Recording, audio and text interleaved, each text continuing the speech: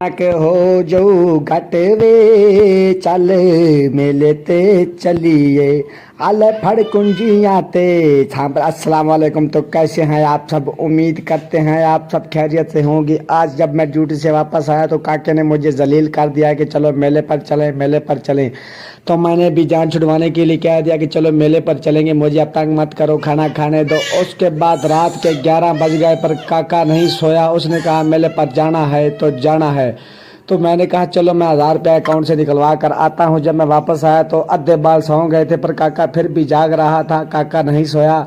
फिर मुझे मजबूरन काके को मेले पर ले जाना पड़ा। जब मेले पर जाने के बाद हमने देखा कि कतलामा और जलेबियों के ढेरों ढेर लगे पड़े हैं। काका इतने सारे खिलौनों को देख कर बौंदल गया और आपे से बाहर हो गया। पर लेकिन काका कल्ला होने की वजह से इसने ज़्यादा जिद नहीं लगाई, ना ही रोया, क्योंकि उसको पता था कि इसने मुझे चांड मार देनी है और मुझे छुड़वाने वाला साथ कोई नहीं है। उसके बाद इसने एक ये बंदूक ले ली जो कि 150 की सेल में लगी पड़ी थी।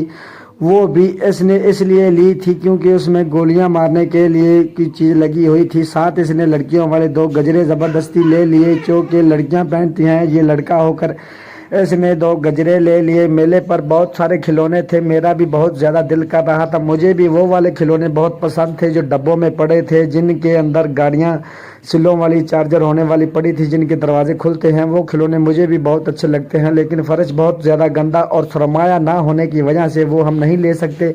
मेले में बैठा ये शख्स आप देख सकते हैं फैक्ट्री का उंगलियां दिखा रहा है, पर रायगढ़ में लगा इस दफ़ा ये मेला बाबे रहमत शाह का मेला। इसमें दुकानें बहुत ज़्यादा कम और झूले सिर्फ 2 दिन लगे और बिना चले ही वो पाट कर वापस ले गए, क्योंकि पैरा फोर्स ने वो लगने नहीं दिए और गरीबों की दिहाड़ी टूट गई और वो अफसरदा होकर वापस चले गए।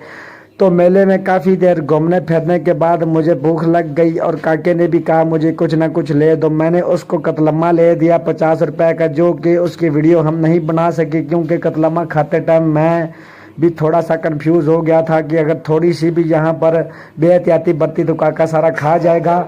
उसके बाद जी काके ने कहा वापसी पर मुझे फिर एक चीज़ और लेके दो जो मैं घर जाकर खाऊंगा। तो काके ने कहा मुझे जलेबियाँ लेकर दो। मैंने सोचा चलो फिर 2 मिनट रुक जाते हैं, गर्मा गर्म जलेबी लेंगे। पहले वाली जो निकाल कर बैठे हैं वो जलेबियाँ ठंडी हुई पड़ी हैं। तो मैंने भाई जी 50 रुपए की जलेबियाँ ली, वो भी अल्लाह के हुक्म से। उसने थोड़ी बहुत ज़्यादा दे दी, वाह दे दी, जो कि उसका बंदे का एहसान था। नहीं तो आजकल 50 रुपए में बिल्कुल ही कम चीज़ें देते हैं। मैंने कहा चलो फिर घर जाकर ही खानी है तो मुझे देने, मेरे पास रहने दो, तुम्हारे पास गिर जाएंगी।